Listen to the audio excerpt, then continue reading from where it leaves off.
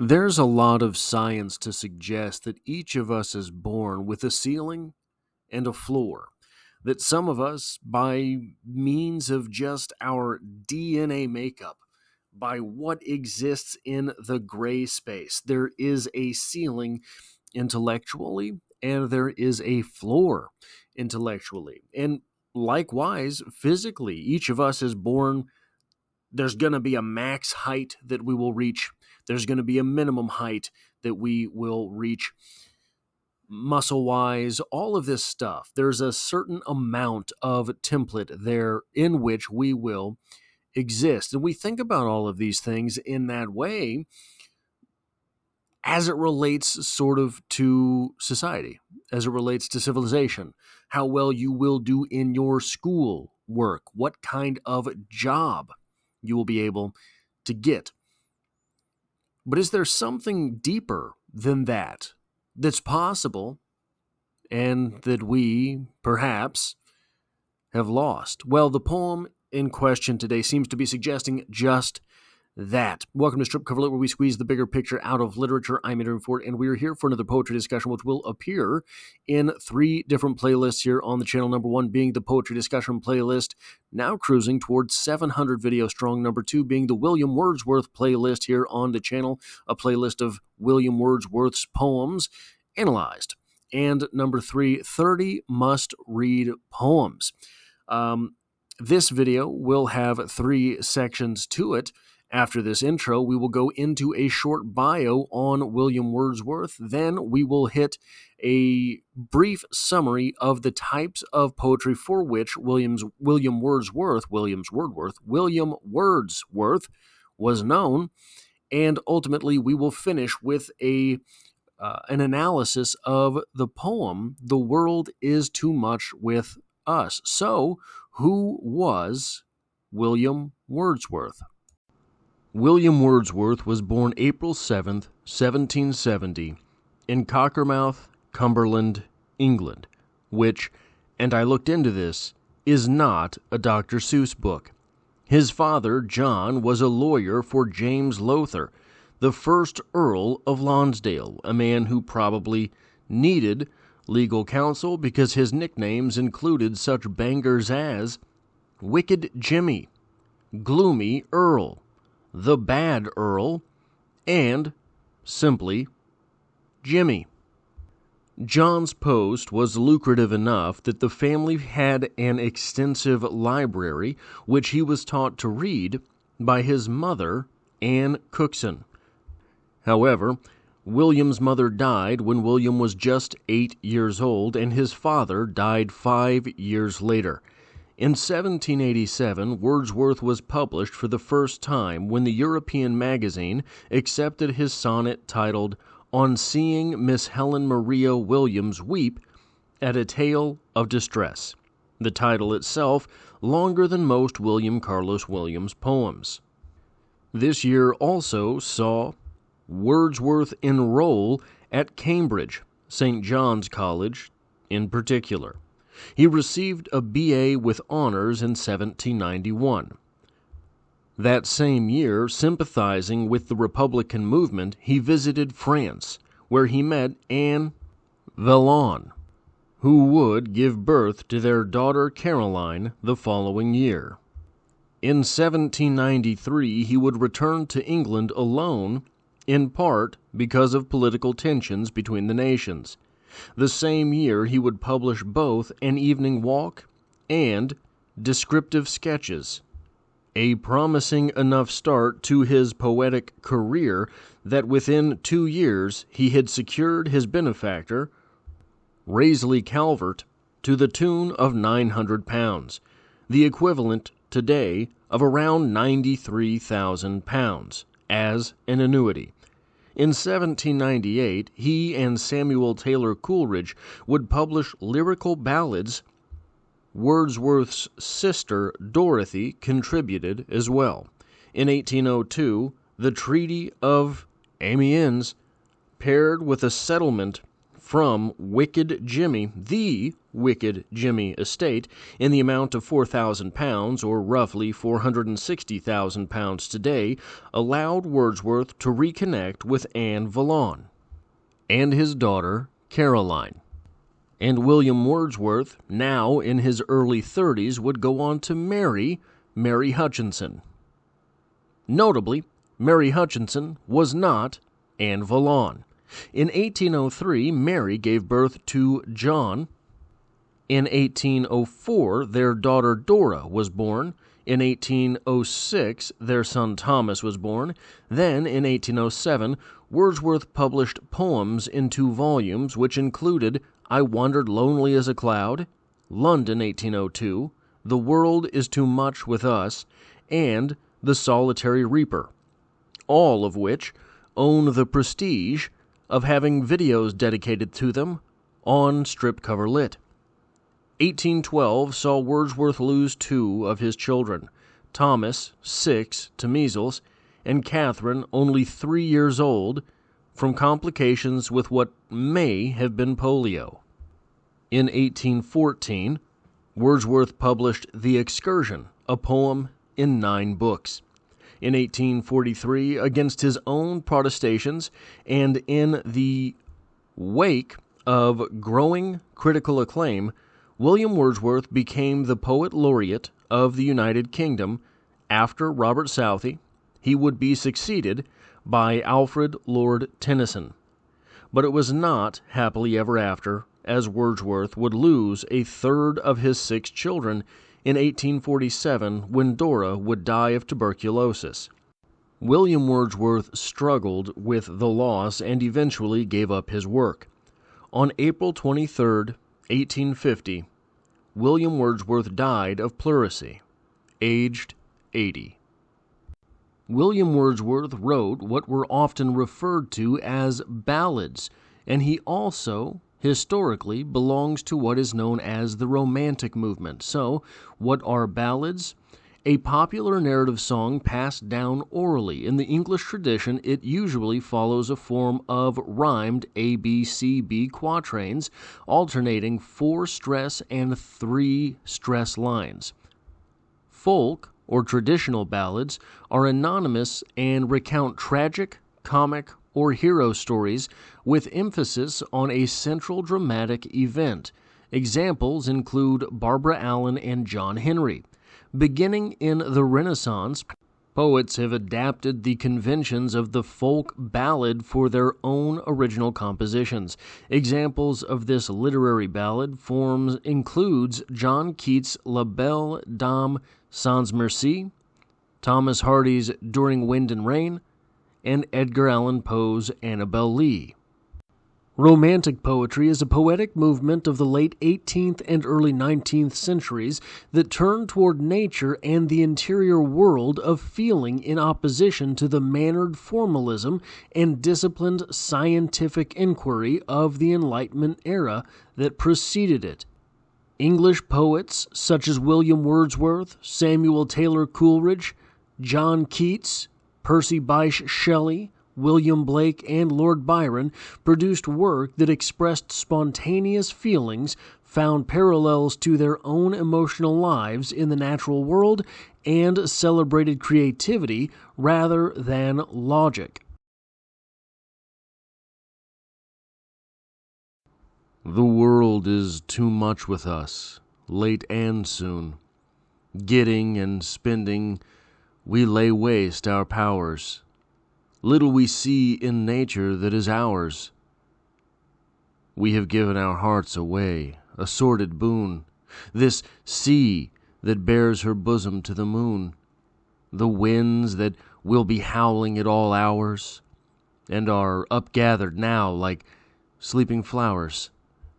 For this, for everything, we are out of tune. It moves us not. Great God, I'd rather be a pagan, suckled in a creed outworn.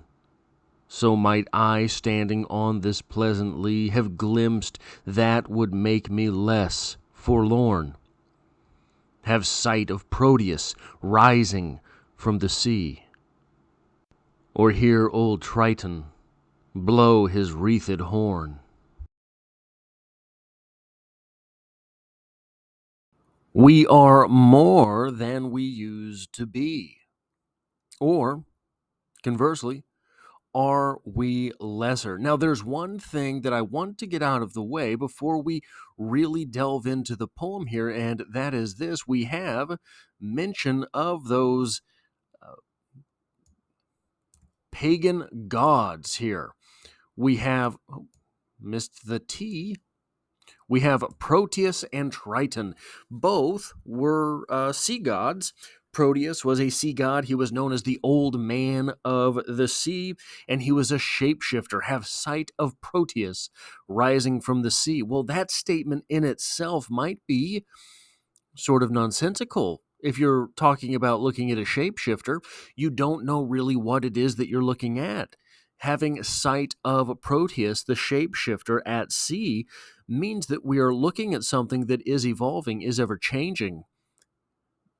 Kind of a rough statement to go out on here.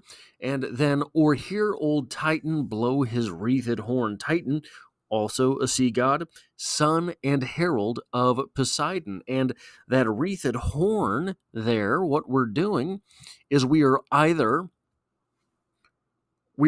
stirring the sea or calming the sea. So both of these lines pointing to pagan gods give us ambiguity rather than answers. We are ending this poem in a place of question as well. Having sight of Proteus, Proteus who has taken the shape of a what? Proteus who is in his regular normal shape. Even if he is in his regular normal shape and you can identify him precisely, you don't know what he's going to be by the time he gets to you, right? So there is ambiguity there. There is ambiguity in Triton and his wreathed horn. Is he calling to calm the seas? Is he calling to stir the seas? Is he calling for Poseidon? So that ambiguity is rough, right? Because you're not pointing at anything specific. You're not pointing at anything particular. But what you're doing is saying there's no measurement there, right? Ambiguity means that we don't have a finger on the pulse precisely. That seems to be part of the thrust of this poem. Why do we always want to know down to the second? Why do we always want to know down to the millimeter? Why do we always want to know with precision? Now, that points back to the very first line of this poem. The world is too much with us late and soon. That's an interesting statement. The world is too much with us late and soon. But what we very quickly get into is another question.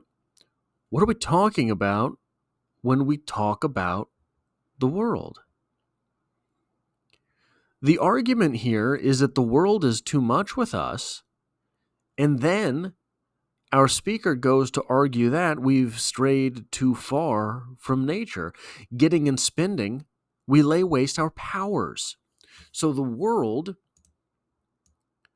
is at odds with our powers.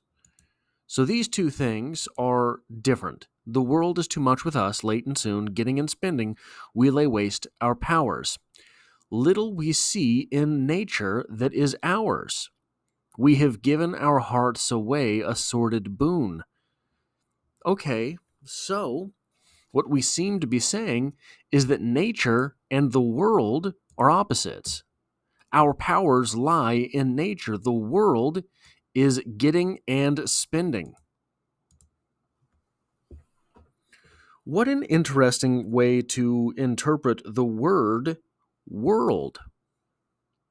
The world is too much from us, and then we've gotten away from nature. The world, then, is civilization. Well, that might sound kind of strange. That might sound kind of, well, okay, you get to define the words however you want, right? But if I were to say to you, someone, that's John. He's very worldly. What does that mean? It doesn't mean he can build a campfire. If I tell you someone is worldly, it doesn't mean he knows which berries to pick. If I tell you someone is worldly, it does not mean they live in a cabin in the middle of the woods. Worldly means he has gone from civilization to civilization and picked up little bits of each one along the way. That's what worldly means. And it is a strange context. It is a mysterious dichotomy, really. When you think of the world, I think of the globe. I think of, in my head, I see a globe. I see a world map. One of these things. But really, we don't think of it that way. If you say what in the world, it kind of has a human connotation to it. Where in the world is Carmen Sandiego? It was never in Alaska. It was never in the Amazon jungle. It was Paris. It was cities, New York, right? What a strange way to dichotomize those terms in the way that we think about them. But this seems to be the dichotomy of the poem here. The world is too much with us late and soon, getting and spending.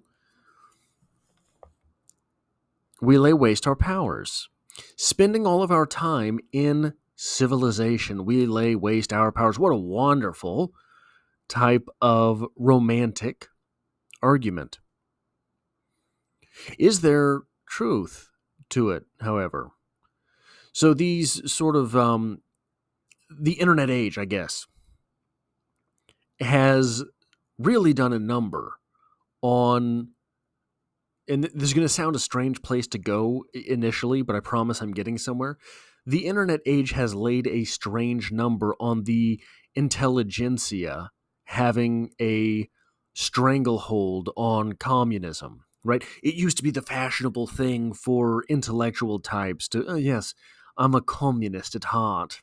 I live in a capitalist society, darling, but really, I'm a communist. Yes. That used to be the thing, and really there's a lot of arguments against it that people just, if you are removed from the process, you get blinded to the answers, right? So being on the ground in something like a commune would be very different than being alive in an ivory tower. The ivory tower of academe, right? So these arguments used to come from on high. Oh, people have become separated from their labor. Their labor, they're not really making anything. They're making widgets that go into a something. And the argument somewhere along the way loses sight of the fact that what really is happening in a capitalist society is that you are trading time, labor, for distilled gratification. Money represents effort. That's why the world has prospered so much in the wake of capitalist societies emerging. I get to go to work all day and do the things I do, and I am rewarded in ways that I am able to pay rent instead of having to build a hovel. I don't have to have every skill. I have to have the skill necessary for my job. This is an argument sort of against that. I don't think it's completely against that, but this getting and spending argument, I don't think it's pro-communism so much as what it is saying is you need to be in touch with instinct. Maybe not living in the middle of the woods, but you gotta go there. Maybe not digging holes in the ground and building a hovel covered in grass, but you gotta touch grass. One of the things that is interesting to me, no one teaches a bird how to build a nest. There's no instruction manuals in birddom. No one teaches an ant how to construct that colony. There's no architectural plans. No one teaches trees, the roots in trees, how to seek water. But they do it anyway. These animals have very short gestation periods. They have very short periods where they are sort of materially taking in their parental advice, their parental actions. Humans have a very long period where they're taking in these actions and being taught directly. Your mother taught you the alphabet. The alphabet, however, well, that's a technology. That is not instinct. That is not nature. Words are a technology. They're not nature. What is the human instinct? If you left us alone, what is it that we would do? What is it that we would know? Part of the argument here seems to be, the argument of this poem seems to be, there is a power there and we have lost it completely. We have lost it totally. There's power inborn to us. There's power in our very being. And we have lost that. The world is too much with us, late and soon, getting and spending, we lay waste our powers. Little we see in nature that is ours, but it is. Little we see in nature that is ours, but what is ours is still there. That is all I have for this poetry discussion. If you like or appreciate what it is that I do here, hitting the like button really does help me out, as it tells YouTube to share this video with other literature lovers. If you find yourself here by chance but not design, literature is the only thing I talk about on this channel, dropping multiple videos every single week. There's poetry every Monday, and I hope to have you back for the next one.